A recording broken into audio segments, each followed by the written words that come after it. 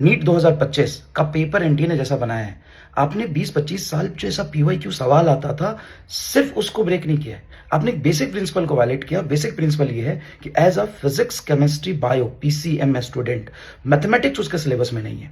जब उसके mathematics syllabus में नहीं है तो इतना मैथमेटिकल लेंदी सेकंड ऑर्डर डिफरेंशियल, लेंदी इंटीग्रेशन, डिफरेंशिएशन, कैलकुलेशन वाले सवाल आप पूछ ही नहीं सकते। चलो आपने 2-3 सवाल पूछ लिए जिसको बच्चा छोड़ देना चाहिए था, लेकिन बच्चा वहां पे पैनिक हो गया, उसमें टाइम लूज कर दिया।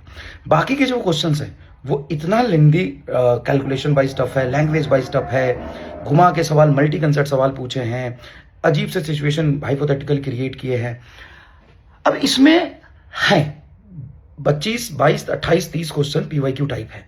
जैसा पूरे साल पढ़ते हो, यकीन में जैसा मैंने पढ़ाया है, आप कर सकते थे सवाल, लेकिन वो सवाल करने में 3-4 मिनट लग रहे थे, वो 1 मिनट वाले सवाल थे ही नहीं। तो आईआईटी एडवांस वाला पैटर्न हो गया कि आप 20 में से 6 सवाल करने। अब बच्चों को ऐसा कंफ्यूजन है कि सर अगले साल भी ऐसा सवाल आया, तो अगले साल भी ऐसा सवाल आया तो आपको 45 में से 45 कभी करने ही नहीं होंगे, कोई कर ही नहीं सकता।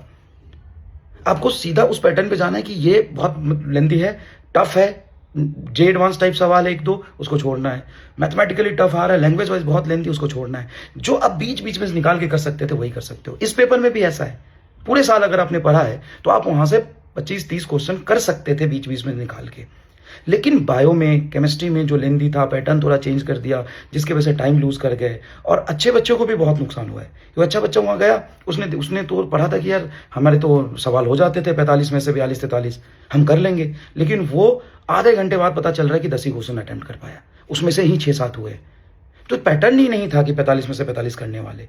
अब आगे भी ऐसे सवाल आएंगे तो आपको वही 25-30 सवाल बीच में से सेलेक्ट करके करने होंगे। अब आप कहते हो कि हमको जे एडवांस का पढ़ा दो, लॉजिकली सोचो, as a NEET student, as a bio, आपके सिलेबस में क्या है आप वही पढ़ेंगे। जैसा 20 साल से पेपर बनता आ रहा है आप वैसा ही प्रैक्टिस करेंगे, और फाइनली आपको वही 25-30 सवाल निकाल के 32 सवाल करने पड़ेंगे अगर अगले साल भी ऐसा पेपर आता है तो। थोड़ा सा लॉजिकल सोचो, ठीक है ना। और ऑब्वियस सी बात है कि वन शॉट रिवीजन इन सब से अगर कंपेयर करोगे तो पेपर है ही नहीं। हाँ, पिछले साल, उससे पहले, उससे पहले वाले पेपर देखो, सारे आ जाते थे वन शॉट से। लेकिन ये पूरे साल पढ़ने वाले बच्चों के लिए ही पेपर था, जैसा पेपर उन्होंने बनाया था। ठीक है, थैंक यू सो मच।